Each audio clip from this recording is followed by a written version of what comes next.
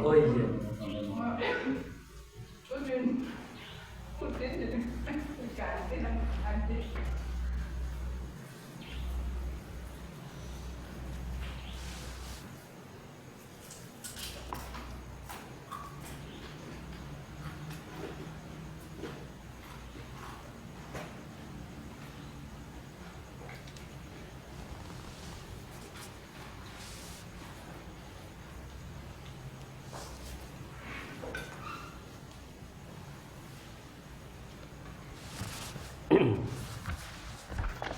Bismillahirrahmanirrahim.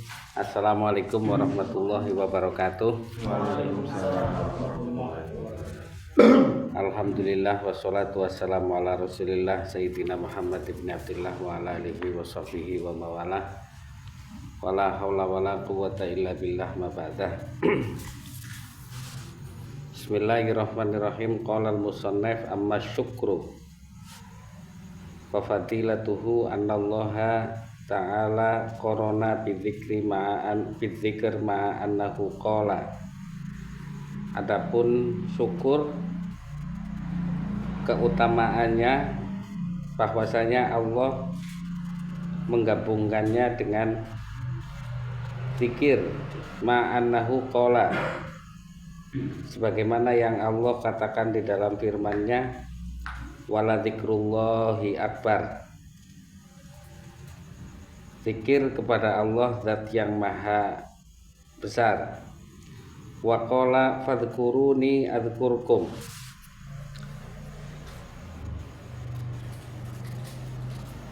Maka zikirlah kepadaku maka aku akan mengingat kalian. Washkuruli, dan bersyukurlah kalian kepadaku, wala takfurun, dan janganlah kufur. Wa qala ta'ala wa sayajziyallahu syakirin. Allah akan membalas orang-orang yang bersyukur. Wa qala ta'ala wa qalilun min ibadiyas syakura. Sedikit sekali hamba Allah yang bersyukur. Wa minal akhbar qauluhu alaihi salatu wassalam. Di dalam sebuah hadis apa yang disabdakan oleh Rasulullah Shallallahu Alaihi Wasallam, at-ta'imu syakir, orang yang makan dan bersyukur, orang yang makan lagi bersyukur, bimanzilatis shaimis sabir, sama dengan posisi orang yang puasa dan bersabar.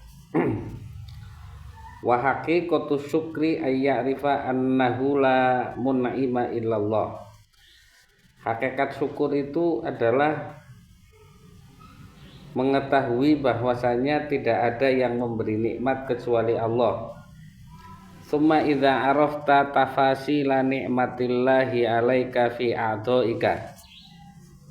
Kemudian jika engkau mengetahui terperincinya nikmat-nikmat Allah kepadamu, fi a'dha'ika wa jasadika, di anggota tubuhmu, wa ruhika, dan ruhmu, wa jami'i ma tahtaj ilaihi min umuri ma'isyatik, dan segala sesuatu yang kau butuhkannya dari segala urusan kehidupanmu. Dhahara fi qalbika farkhun billah, maka akan nampak di dalam hatimu kebahagiaan kepada Allah. Wa bi ni'matihi wa bi fadlihi 'alaika, dan engkau akan mengingat kenikmatannya, keutamaannya kepadamu. Summa tahrus fil amal bimujibihi, kemudian engkau menjaga yang seharusnya engkau lakukan dengan kenikmatan itu. Wadzalika bil qalbi wal lisani wasairil jawarih. Hal tersebut engkau lakukan dengan hati, lisan, dan semua anggota tubuh. Amma bil qalbi fabi ayyad mirul khair li jami'il khalqi. Adapun dengan hati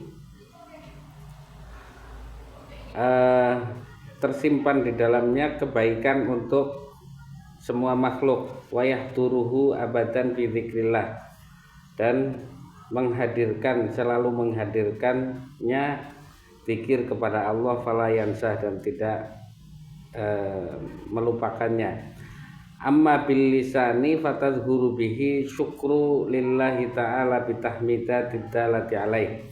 Adapun dengan lisan itu engkau menampakkannya syukur tersebut dengan membaca alhamdulillah yang menunjukkan pada syukur itu. Wa amma bil jawarih fa bisti'malin ni'amillah fi ta'atih. Adapun dengan anggota tubuh engkau menggunakan nikmat Allah untuk taat kepadanya.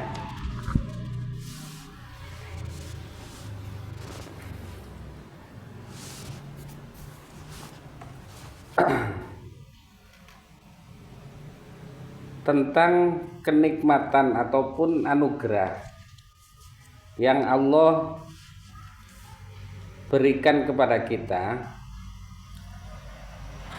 ketika kita melihat dengan mata hati kita,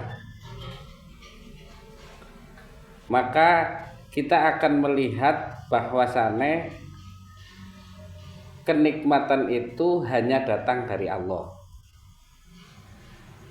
Akan tetapi syariat memerintahkan kepada kita bahwa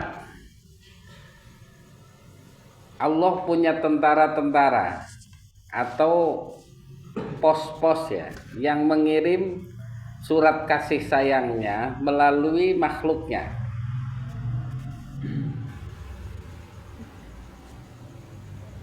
Ketika kita melihat dengan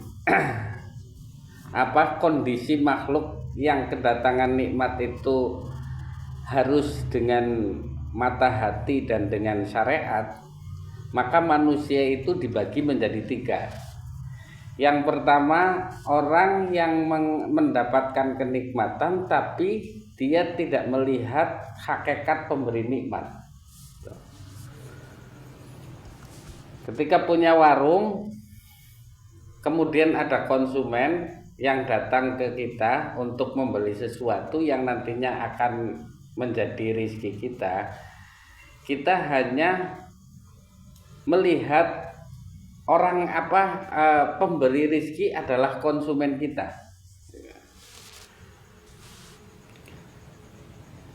Orang ini termasuk orang buta karena tidak melihat hakikat pemberinya gitu. Jadi ketika ada presiden memerintahkan menteri untuk memberikan sesuatu kepada kita, kemudian yang hanya kelihatan hanya menterinya saja, maka dia buta bahwa yang memberikan itu adalah presiden gitu. Ini keumuman manusia itu lupa di sini. Jadi 99,9% kayak ngetas survei kalau orang nggak percaya buktikan sendiri. Survei sendiri bahwa kebanyakan manusia itu lupa bahwa yang memberikan rezeki itu adalah Allah Subhanahu wa taala gitu. Dia berkeyakinan bahwasannya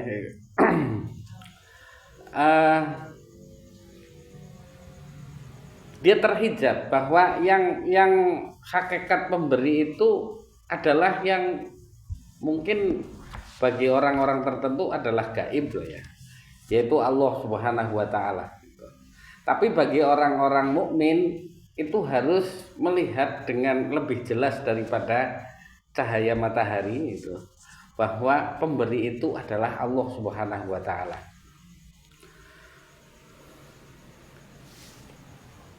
Lah orang-orang seperti ini tuh hisabnya akan juga ini, akan akan keras juga ya. Orang saya yang memberikan nikmat kok yang ketahuan dia gitu. Ya. Dia kok nggak mengetahui saya. Makanya dari situ itu lautan pernah komplain kepada Allah Subhanahu wa taala. Saya ingin menumpahkan air saya ke daratan karena melihat orang yang memakan nikmatmu itu malah justru untuk maksiat kepadamu.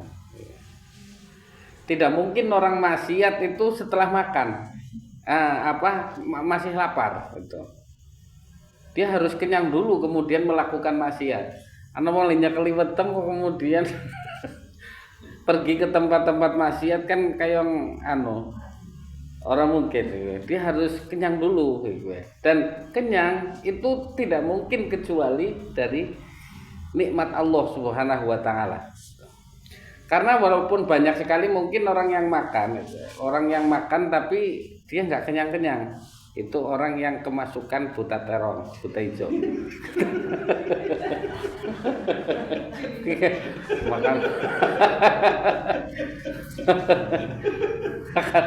makan banyak sewakul nanaha sorano. Tapi ada orang yang sedikit aja kenyang gitu. Karena Allah yang mengenyangkan hambanya gitu. Lah, orang seperti ini juga ibarat seperti ini ya. Sebagaimana yang sering Pak Haji katakan juga bahwa dulu itu ahli jiwa psikologis yang ada di Rusia itu pernah melakukan testimoni terhadap anjing. Kalau makanan sudah ada di depan di tempat makanan anjing, baru bel itu dinyalain. Setelah itu anjing makan terus selama sebulan. Lah habis sebulan dicoba bunyi klonengan tersebut, tapi kemudian nggak ada makanan. Akhirnya anjing melakukan ekspresi yang ekspresinya anjing itu loh, biasanya ini memberikan makanan terhadap saya, bunyi-bunyi ini kok kemudian setelah itu nggak ada makanan gitu. Lah karena itu sama dengan kita itu, setahun, 2 tahun, 3 tahun dikasih makan gitu oleh makhluknya, sehingga yang terlihat adalah makhluknya, bunyi-bunyinya itu gitu. Seolah-olah yang memberikan kita makanan itu adalah bunyi-bunyian itu. Dan itu ada anjing-anjing itu siapa? Sampean gitu. Sulit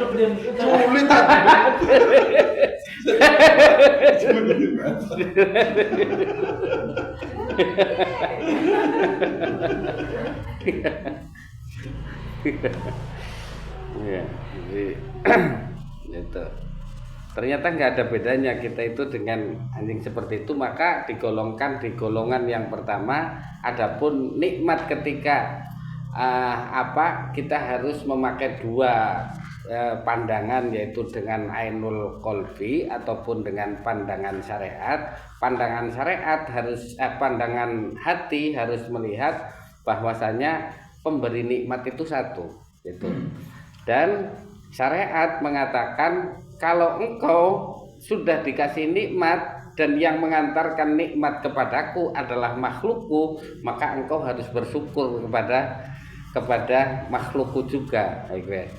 Jika engkau dapat bersyukur kepadaku jika engkau bersyukur kepada makhlukku.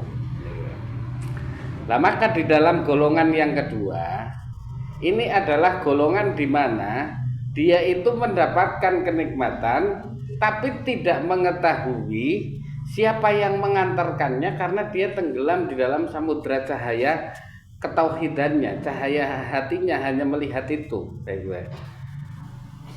Jadi ini bukan juli, tapi ini adalah Allah yang memberikan kepada kita. Karena juli itu adalah ibarat gitu. Ibarat kayu, ibarat kayu yang dibilangin, angger ora paham ya kalau tidak dikasih pemahaman oleh Allah nggak mungkin akan melakukan sesuatu itu. Lah karena Allah memberikan pemahaman kepadanya sehingga ada kepekaan, sing akhirnya timbullah langkah yang kedua untuk memberikan mengantarkan rezeki yang Allah berikan kepada kita gitu. Lah orang-orang seperti ini itu orang yang dimaklumi gitu. Artinya orang yang dimaklumi karena dia nggak bisa melihat makhluk yang mengantarkannya gitu. Bisa jadi gitu, yang mengantarkan pemahaman terhadap kita itu adalah guru, dan guru tidak bisa dilihat oleh orang itu karena setiap huruf daripada yang dikeluarkan oleh oleh seorang tersebut itu tidak lain adalah ilham dari Allah untuk didengarkan orang banyak gitu. Lah kemudian karena hanya Allah saja sehingga kadang-kala mungkin orang tidak mengetahui bahwa itu adalah dari guru gitu. Yaitu orang seperti ini dimaklumi karena apa? Dia tenggelam dalam cahaya ilahi gitu. Yang hanya melihat dengan ainul qalbinya, dengan mata hatinya gitu. Makanya tidak heran kalau di dalam kisah-kisah seperti kisahnya Siti Aisyah gitu. Siti Aisyah itu ketika terbebas dari berita bohong, hadisul ifki, itu beliau disuruh oleh Abu Bakar ayahnya untuk berterima kasih kepada Rasulullah. Akhirnya Siti Aisyah menjawab, "Loh, saya tidak melihat ini dari Rasulullah itu. Ini saya melihatnya dari Allah." Akhirnya diperingati oleh siapa namanya Abu Bakar Siddiq bahwa beliau adalah baridi, dia adalah kantor posnya berita tersebut yang disampaikan kepadamu gitu. Ya. Jadi dalam diperingatinya Siti Aisyah itu karena beliau waktu awal ketika menjawab, saya tidak melihat Rasulullah, saya hanya melihat itu dari Allah Subhanahu wa Ta'ala. Tapi makom yang tertinggi, makom yang tertinggi di antara makom-makom yang lain itu adalah tetap hati kita itu melihat satu-satunya pemberi nikmat dan anugerah itu adalah Allah Subhanahu wa Ta'ala.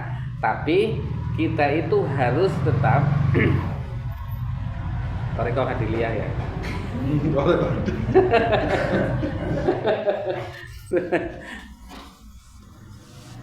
Tapi kita itu harus tetap melihat bahwasanya orang yang mengantarkan kepada kita disuruh oleh Allah untuk berterima kasih kepadanya. Paham gak? Kita tetap diperintahkan oleh Allah. Ini kata syariat. Kenapa terjadi perintah itu gitu oleh Allah Subhanahu wa Ta'ala? Karena agar terjadi hubungan yang mesra antara makhluk dengan makhluk gitu. Jadi maka harus dilihat seperti itu. Tapi ada orang yang dikecualikan itu. Lah, orang yang diperintahkan untuk berterima kasih kepada makhluk secara otomatis misalnya kan harus melihat bahwa itu adalah makhluk yang tetap tidak mempunyai daya dan upaya gitu. Tapi kenapa kita disuruh terima kasih kepada manusia yang memberikan sesuatu kepada kita yang pada hakikatnya dia tidak mempunyai daya dan upaya untuk memberikan kepada kita gitu. Karena agar terjadi hubungan yang mesra antara manusia dengan manusia gitu. Nah, kadang orang juga di sini sempit dalam memahami ini. Artinya apa? Ketika ana wong kirim tegean lah ya, sayur bening ke kita gitu. Kita hanya melihatnya orang yang kirim. Gitu. Akhirnya tidak luas kualitas daripada kualitas daripada terima kasih kita itu hanya kepada sebagian orang kecil saja, sebagian orang saja, tidak banyak. Maka syariat juga memerintahkan bahwa ketika kita itu mendapatkan nikmat dari orang lain berupa sayur bening itu, maka kita juga melihatnya betapa rentetan sayur bening yang datang kepada kita itu melalui tentara-tentaranya Allah atau pos-posnya Allah yang sangat banyak. Gitu. Yang pertama harus ada petani jagungnya, karena nang sayur bening ana potongan-potongan jagungnya sing direbus. Lah kemudian ana petani bayemnya. Kemudian bar gue kudu ana transportasine. Bar gue ana pabrike, bar gue ana kompore, yang semuanya itu akan membawa kepada kita bahwa terima kasih terhadap satu orang itu bukan hanya pada satu orang yang mengantarkan kepada kita, tapi juga ke bawah orang. Jika mereka nggak nanam jagung, dia nggak mungkin akan bisa buat sayur bening. Ketika nggak ada petani bayam ataupun nggak ada transportasi, maka tidak bisa ada di atas meja makan kita. Nah, maka Islam itu juga melihat bahwa kenapa rahmate Kanjeng Nabi itu mempunyai kualitas gitu yang sangat luar biasa, karena kualitas kasih sayangnya bukan hanya di dunia saja, tapi tembus juga ke akhirat. Betul. Kalau kualitas kasih sayangnya itu hanya tembus di dunia saja, tidak sampai ke akhirat, maka kualitas mutu daripada kasih sayangnya itu masih kurang. Paham ini? Artinya bahwa kualitas yang kita kualitas itu dinilai dari kuantitasnya, mutu daripada kasih sayangnya Kanjeng Nabi itu dilihat dari kuantitasnya itu untuk seluruh umat manusia, kualitasnya juga bisa untuk di dunia dan di akhirat gitu. Artinya kita itu di dunia mendapatkan kebahagiaan karena terhindar dari perbudakan dengan makhluknya. Kemudian di akhirat kita juga mendapatkan kebahagiaan berupa besok dimasukkan ke dalam surga. Angger kepengen mlebu surga.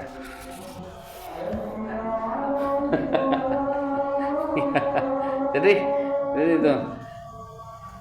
Yang golongan yang kedua inilah yang dimaklumi, karena nggak bisa melihat makhluk gitu, karena tenggelam dalam cahaya ketauhidan. Dia darurat sekali kondisinya, tidak melihat makhluk yang memberikan gitu. Maka ketika Juli memberikan sesuatu, saya nggak bisa terima kasih karena lagi tenggelam di cahaya ketauhidan gitu. Itu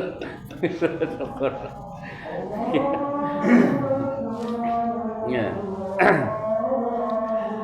Lah, makom yang ketiga yaitu tauhidnya masih ada di dalam dirinya. Lah inilah makom yang saya tidak bisa merasakannya juga, sulit untuk diterangkan juga karena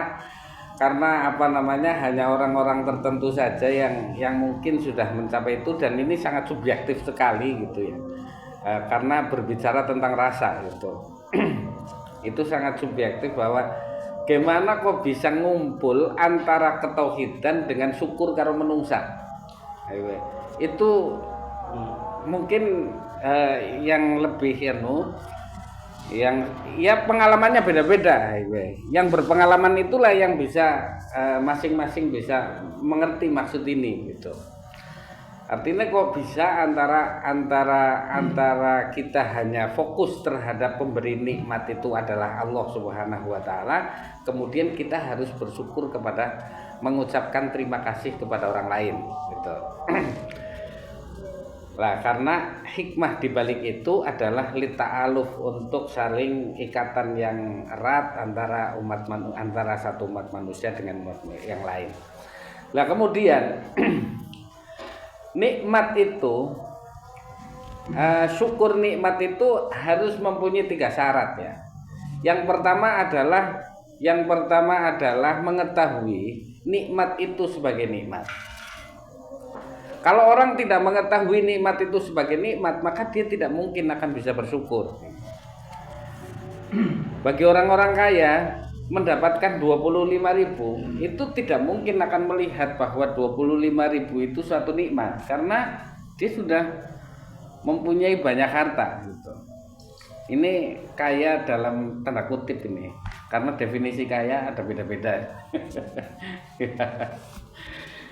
Nah, pokoknya kaya harta gitu. Ketika 25.000, maka dia tidak mungkin akan melihat bahwa itu adalah nikmat. Kalau dia sudah melihat 25.000 adalah satu kenikmatan, ini baru syarat pertama kita bersyukur kepada Allah Subhanahu wa taala, itu baru terpenuhi syarat 1. Tinggal syarat 2, bahwa nikmat tersebut itu tidak datang dengan sendirinya. Artinya nikmat itu diberikan oleh Allah Subhanahu wa taala kepada manusia. Kalau Allah tidak berkehendak untuk memberikan nikmat, maka beribu-ribu orang yang akan mengirim nikmat kepada kita itu terputus di tengah jalan. Mungkin Juli nang omah ana wong arep ana wong arep tilik lagi lara. Wis pada nggawa amplop kabeh, kan dadi rezekine. Lah kon nang tengah dalan guling kabeh dilalah, telung bis keguling kabeh.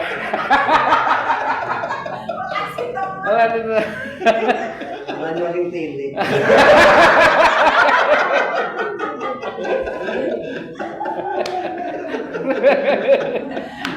Orang tanggal ya. Iya. 1000 manusia pun ketika berusaha untuk menyampaikannya, karena Allah tidak berkehendak, maka tidak mungkin akan sampai kepada kita. Wong wis arep wis arep rezekine nggo kita iki. Dilalah sing buka kelawan bojone. Curhat apa? Mari ngombae.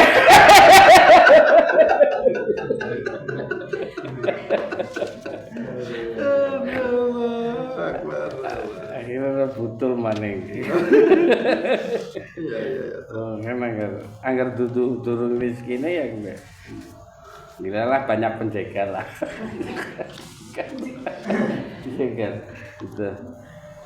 Nah, itu syarat yang kedua, bahwa kita itu kedatangan nikmat bukan tanpa adanya yang mengutus nikmat itu untuk kita, tapi ada yang mengutus kita untuk mendapatkan nikmat itu. Kemudian yang ketiga, nikmat itu digunakan untuk tujuan diberikannya nikmat.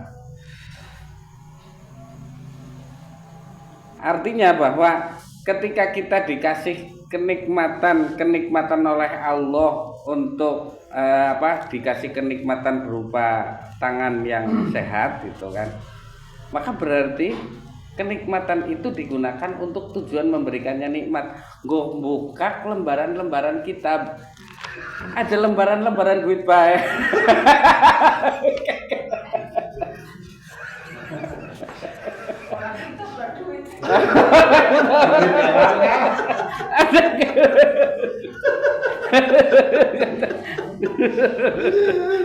Duit laka kita ora.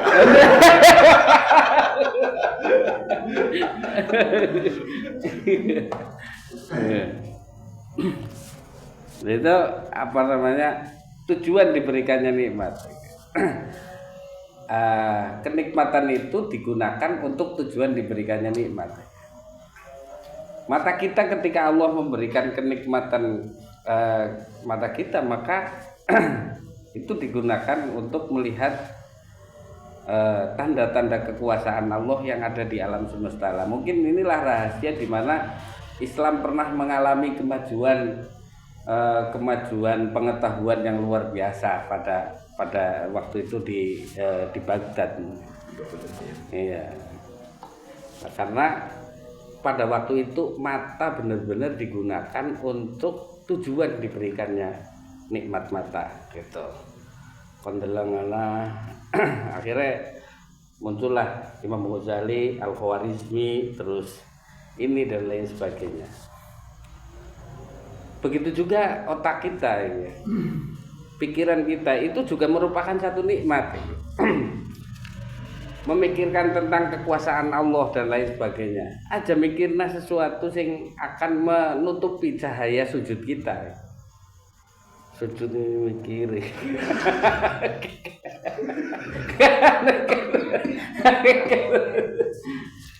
Iya. Nah, itu adalah apa namanya? Jika kita menggunakan syarat-syarat ini bisa terpenuhi, yaitu melihat kenikmatan itu adalah nikmat. Yang kedua, melihat nikmat itu diberikan oleh Allah Subhanahu wa taala. Kemudian yang ketiga adalah menggunakan nikmat sebagaimana tujuan diberikannya nikmat, maka berarti kita sudah bisa bersyukur kepada Allah Subhanahu wa taala. Terakhir yang bukan pertanyaan.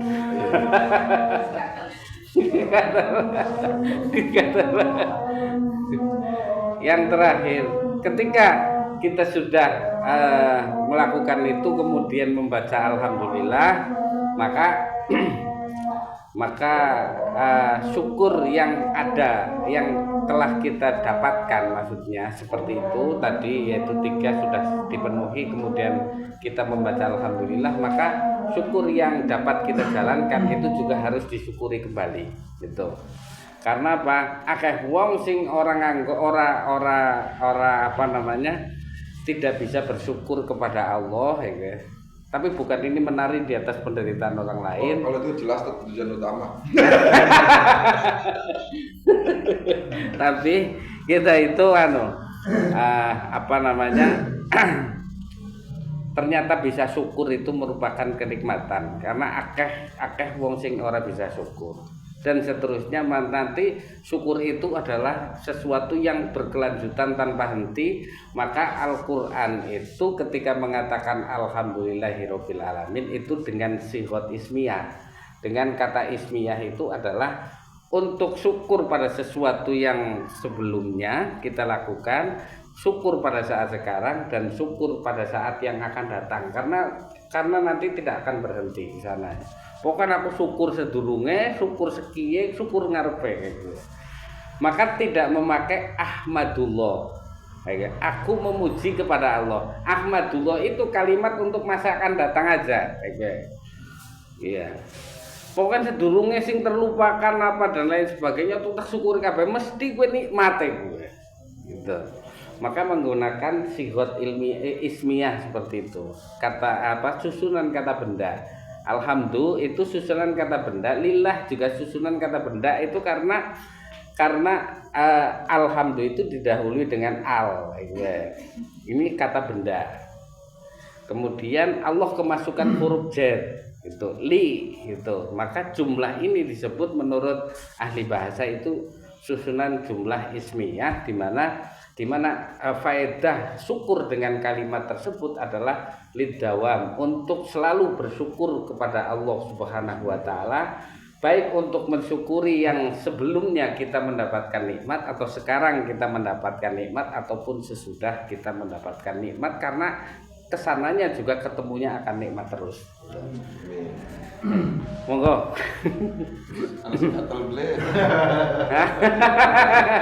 Telat yang go bagiannya carry.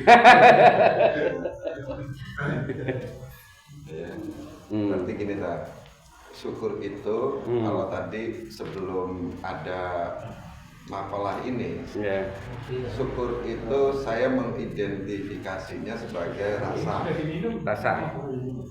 Ya. Nah, kemudian tadi setelah ada itu berarti syukur juga ada tindakannya, amaliyahnya. Iya, syukur itu ada amaliyahnya. Kalau tadi disebutkan amaliyahnya itu zikir.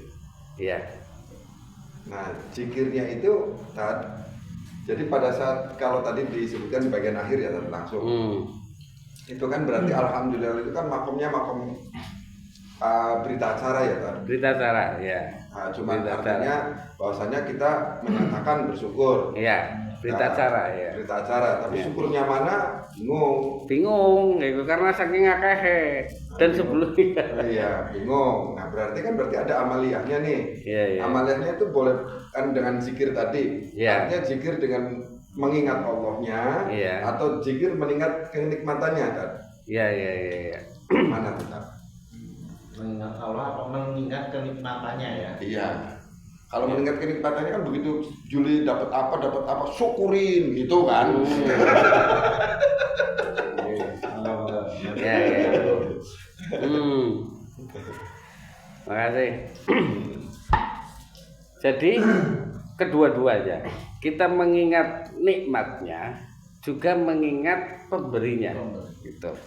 Yang karena syarat yang pertama syaratnya harus melihat dulu bahwasanya nikmat itu adalah sebagai nikmat. Karena sekarang itu banyak sekali orang-orang yang menyempitkan nikmat sehingga sulit untuk mengatakan bahwasanya sesuatu yang biasa terjadi atau sesuatu yang juga didapatkan oleh orang lain itu bukanlah suatu kenikmatan seperti udara gitu. Karena nyong olih wong sing sing belutna hae olih gue. Wong kafir juga olih. Lumrah, sesuatu yang lumrah. Sehingga ini bukanlah nikmat. Kayak pandangannya. Maka ketika itu dinikmati melihat bahwa itu merupakan suatu kenikmatan, jarang sekali orang yang mampu melihatnya gitu. Nah, untuk melihat bahwa untuk bersyukur kepada Allah karena masih diberi kesempatan untuk bisa menghirup udara segar ini kan objeknya ini. Nah, maka kita harus melihat itu adalah merupakan suatu kenikmatan gitu. Syaratnya itu dulu gitu. Lah yang kedua, nikmat itu tidak datang sendirian. Artinya kita itu harus melihat pemberi nikmat. Kalau kita tidak melihat pemberi nikmat itu maka kita itu akan gagal untuk bersyukur gitu. Lah bukan berarti kita itu angger Gusti Allah kue orang awe sesuatu kita enggak mencintai, kita bukan lagi berbicara tentang bab cinta ya. Tapi kita berbicara lagi bab bersyukur gitu. Syarat syukur itu kan seperti itu. Ada banyak orang yang mengatakan bahwa alhamdulillah kita masih diberikan kenikmatan iman dan Islam. Ketika kalimat tersebut hanya masih di mulut, itu bukanlah syukur. Coba, nikmatnya iman karo Islam apa sampean? Bingung. Ya bingung kan? Anger. punya kesadaran untuk tahu Islam, berarti Islam tahu carane menyembah pada yang Maha Kuasa. Ya, carane aku berislam tak syukuri, aku bisa tahu caranya bersujud sama Allah menyembahnya. Ya. Itu mungkin. Iya, bisa lurus kan.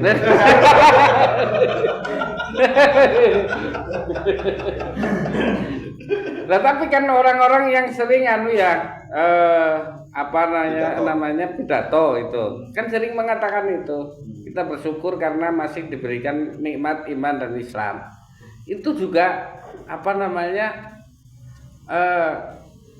kan ini kalimat khobar tadi dikatakan. Kalimat kabar itu adalah mengandung kebohongan dan mengandung kedustaan dan kejujuran Lah, jujur apa enggak ini kan bisa diuji. Artinya diuji itu bahwa apa yang disampaikannya itu benar apa orang benar. Ngerti temenan apa ora? Ya. Iya, kan itu. Ya aslinya mikir dulu nanti.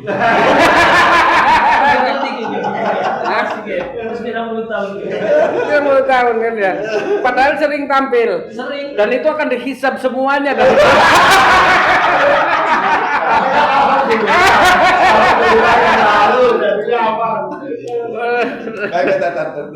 Saya agak potong nih Tar. Berarti tadi zikir yang didawamkan itu daimun ya, dari kata daimun ya.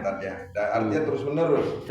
Misalnya zikir yang paling simpel, zikir yang paling simpel, kalau zikir yang lain kan mungkin bukan berarti menyepelekan yang lain, enggak.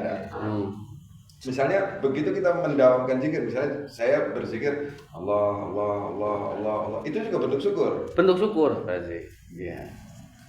Karena ketika zikir Allah ya di situ karena Allah itu di dalamnya itu ada seluruh asmaul husna, maka otomatis syukur apa Allah Ar-Razzaq, Allah zat yang memberikan rezeki, otomatis Ar-Razzaqnya masuk di dalam Allah itu. Allah Asyakur, As-Sabur dan lain sebagainya itu secara otomatis masuk di situ. Dan ketika kita Allah itu juga bisa bersyukur kepada Allah Subhanahu wa taala. Itu bentuk amaliyahnya. Itu jahar atau dalam hati aja cukup tak? Kalau ya dalam hati cukup, kalau jahar ya nanti disangka lagi apa? Kalau bentuk syukur itu syukur gampang ya, yang dapat duit, dapat kenikmatan yang bentuk duniawi itu tuh kayaknya kok jadi lebih gampang gitu kan? Iya. Biasa Terus umpamanya lagi meriang, hilang duitnya. Berarti kan ilmunya untuk mensyukuri harus menggunakan aplikasi lain nih, aplikasi Roso, aplikasi Hikmah, aplikasi apa ya kan? Dadah mengupgrade untuk memaknai kejadian ini biar bersyukur. Iya. Lah apakah itu apa ya? Selalu berprasangka baik dengan Allah itu gitu. Ya. Hilang duitnya ke dunia. Kita kan jeli kayak ini lah. Lah kok ini hilang duitnya kok kudu syukur gitu loh, kayak gitu kan. Lah apa cobaan makanya loro lah apa pridel drijing. Iya. Harus bersyukur ke priwe kayak gitu kan. Iya benar. Butuh perangkat lain untuk yang lebih dalam. Install ulang lah ya. Ya kan berarti kan harus ada memasuki menghikmahi lah. Menghikmahi itu kan jawaban ceritane kayak gitu. Iya. Gitu. Nah, kalau untuk duit itu apa? Kayaknya Langsung. Iya. Iya, kehilangan uang kepriwe carane bersyukur ya gitu ya. Butuh menggunakan perangkat lain. Begini perangkat memang ada 5 itu, tapi untuk sampean itu kayaknya pas ke siji tok.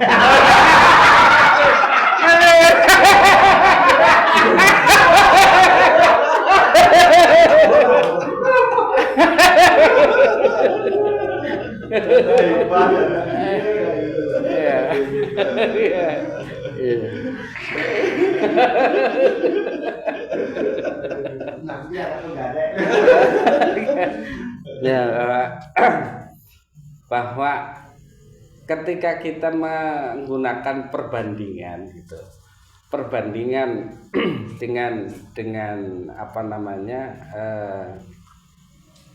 sesuatu yang lebih besar, derita yang lebih besar, mungkin kita akan bisa bersyukur kepada Allah karena kehilangan uang. Misalnya sampean kehilangan 50.000, tapi ya 20.000 gitu. 20.000 kira nggak tuku bensin. Padahal bensin ini akan mengantarkan pada kecelakaan. Kon dilalah hilang. Berarti sing 50.000. Sing 50.000 ya ora apa-apa. Iya.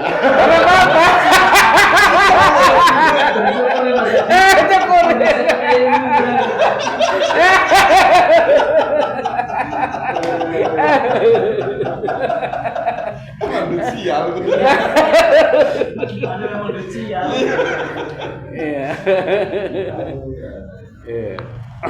Jadi selalu berprasangka baik sama Allah nek apa sing diberi baik baik tambah maupun kurang ngaten bahasane lah. Bukan baik atau buruk mesti semua baik sih, tambah maupun kurang itu ya tetap mau dari Allah yang kudune nggak ada alasan lain untuk memungkiri, untuk tidak bersyukur. Iya.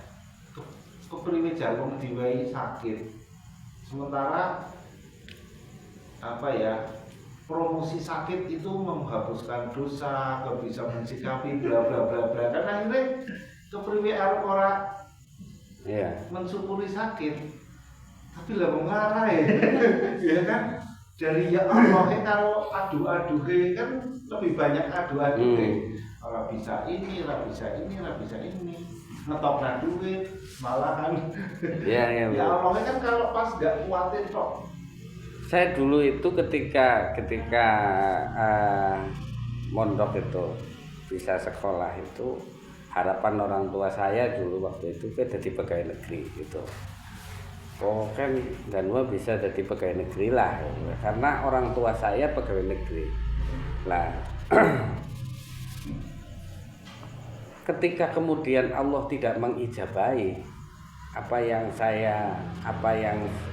diharapkan, itu saya merasa bersyukur lagi ini, lebih bersyukur daripada mungkin saya jadi pegawai negeri waktu 30 tahun kemudian dikecam sama orang Tanjung. 30 tahun.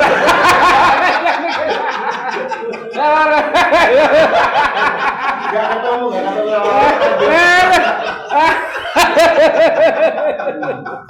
Iya, kan derita waktu itu gitu. Aduh, luar biasa ya. Gaji kan pegawai negeri itu kan nggak rekah sama satuannya, Paling terus aman. iya dapat pensiunan dan seterusnya itu. Tapi kemudian saya menemukan ternyata saya mempunyai nikmat yang lebih besar, akeh sedulure. Gue bisa nang Purbalingga, kadang nang kana gue ya sing nyediani malam gede-gede banget sih.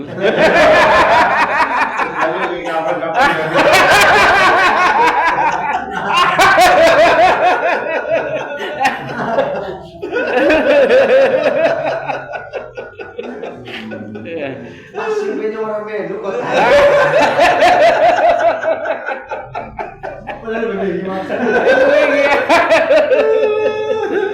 Manusia.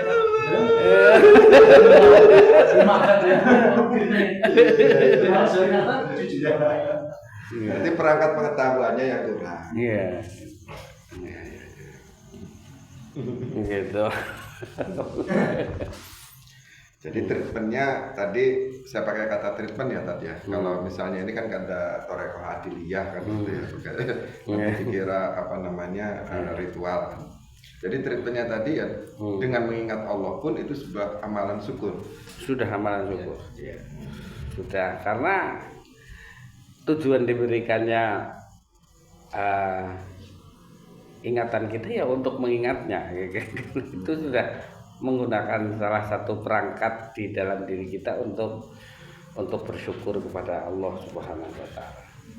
Ya kayak cermin tumpuk berarti ya, cermin yang berhadapan-hadapan. Ketika bersyukur, mengucapkan alhamdulillah, kita mengalhamdulillahi, kita bisa Membaca alhamdulillah, kita bisa mensyukuri. Terus cermin tumpuk kan cermin berhadapan-hadapan tuh cerminnya jadi banyak banget, semakin dalam. Iya, betul. Tapi alhamdulillahnya itu rasa. Iya, Rasa. Bukan ucapan. Ya, bukan ucapan. Iya. Amaliyahnya ucapannya itu artinya itu dengan zikir tadi. Iya. Dengan zikir tadi. Nah, alhamdulillahnya berarti kalau ada orang meninggal ya kan. Alhamdulillah kalau ada orang meninggal. Ya.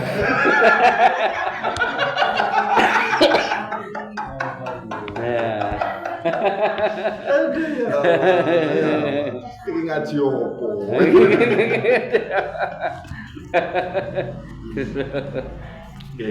Berarti tetap itu pun walaupun tidak diajarkan atau tidak ada tuntunannya atau apa, itu adalah bentuk amalia syukur. Ya, betul.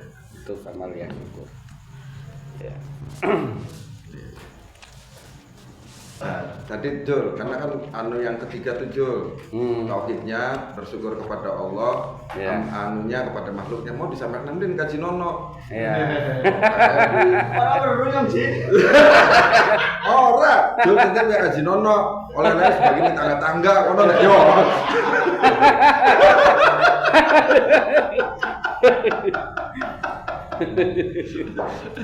Iya, ngayal apa? Menerawang soal syukur itu tadi kan. Ini apa ya? Kita mensyukuri menarik apa nggak jadi PNS itu kan umpamanya ya. Pada sih. Pasti kayak gini. Pertama itu mungkin pengenalan diri ya. Cocok tidak aku berada di kolam PNS itu kayak gitu. Pada waktu itu entah kehidupan apa, pendidikan apa yang tak dapat sebelumnya atau dari orang tua atau gimana, mlebu di situ itu Ustaz lakoni kabeh, saya sempat jalani kan 10,5 tahun. Kuwi nyolong ya wis tahu. Galo ya wis tahu. Aduh ki ora bener ki kayak gitu kan. Terus gak mau melakukan apa-apa setahun. Dan bebet kurang makan tunggu kayak gitu kan. Setahun itu pernah. Terus kalah karo gitu. Terus garong mani. Tahun. Sampai ke titiknya ekstrim. Ki kudu metu ke anggar ora kayak gitu kan. Ora dadi ki galo-galo kayak gitu lah. Perasaan itu kan sebenarnya apa ya? Aku mencari juga enggak gitu loh. Nyari anggar ki. Nyari galau. Nyari golek apa ya? Golek enggak disebut itu adalah pengetahuan baik dan buruk kayak gini salah. Jadi ya orang kayak gitu kan. Kebutuhan ini mesti kalah lah pokoknya. Nah akhirnya hanya nekat, modalnya nekat. Metu lah, aku mbok pilih ya mbok kayak gitu. Karena manusia jenis aku nek dicemplungke nang kene itu ora kuat. Mesti nyolong lah wis kayak. Mesti gak sekuat itu kan. Mungkin nek Siki sekarang wis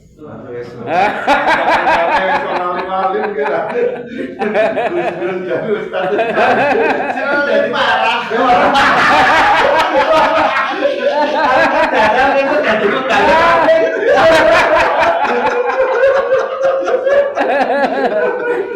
Ngerti tobatnya sih ya. Orang lah kayaknya ya bisa lah. Banyak celah, banyak apa. Karena aku punya media untuk mengaplikasikan ini, meskipun aku bukan pelaku ya, tapi setidaknya ada kanca kuliah, tekan kanca Siki, senang omah, itu kan bekerja di pemerintahan ya, sering sharing kuwi yuk kuat lah orang kayak kuwi, orang sing kayak gini ya, itu mungkin cara aku memuaskan. Ini ilmu yang tak dapat kayak gitu kan, pengetahuan yang tak dapat terus diaplikasikan ke sing jarine PMS itu itu nih lah abu-abu nih lah, ya itulah mungkin hanya itu lah. Tapi ini tak mungkin bukan klarifikasi sih. Pekerjaan paling mulia itu adalah abdi negara. Jadi dibatasi dulu di sini. Abdi negara hanya mereka yang bekerja sebagai ASN, baik PNS maupun P3K tidak memahami bahwasanya mereka itu abdi negara. Itu aja sih. Itu pekerjaan paling mulia. Jadi jangan dihakimi itu. Kan gitu. Jadi pada saat mereka belum mengerti bahwasanya mereka itu abdi negara, mungkin masih buta. Tadi makom yang pertama. Makom yang pertama. Masih buta. Kan gitu kan 99%. Itu masih buta, tapi karena nggak enak juga, saya juga mantan pegawai negeri. Tapi kayak gini, kalau ketemu teman-teman yang dulu ya aku sini pulangkan di sana tuh. Assalamualaikum. Buka kelas. Cuman ada kalimat berikutnya. Ah. Pekerjaan yang paling hina Ah. adalah PNS yang tidak tahu kalau dia abdi. Ya, akhirnya seperti Itu ASN yang tidak mengerti mereka abdi Negara. Aku sampai meleset kayak gitu. ASN aparat semprul negara. Pegawai negeri semprul.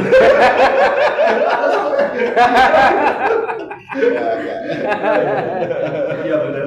Karena pemantannya aja belum dapat gitu kan. Iya. Apa sih kamu sebagai apa? Iya. Kalau sebagai abdi negara mulia sekali. Iya. Mulia Dan sekali. mencintai itu nih harusnya ya.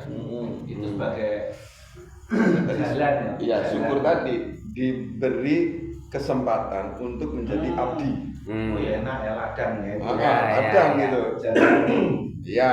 Nah, ada nggak orang seperti ini? Ada. Ya. Ada, dan insya Allah sampai hari ini besok dilantik juga insya Allah masih seperti itu. Ya. Ada bahkan dia dari awal berkarir tidak pernah ambil gaji. Nah. Karena memang dia mengabdikan dirinya. Ada, ada insya Allah ada. Ya. Gak usah sebut nama ya.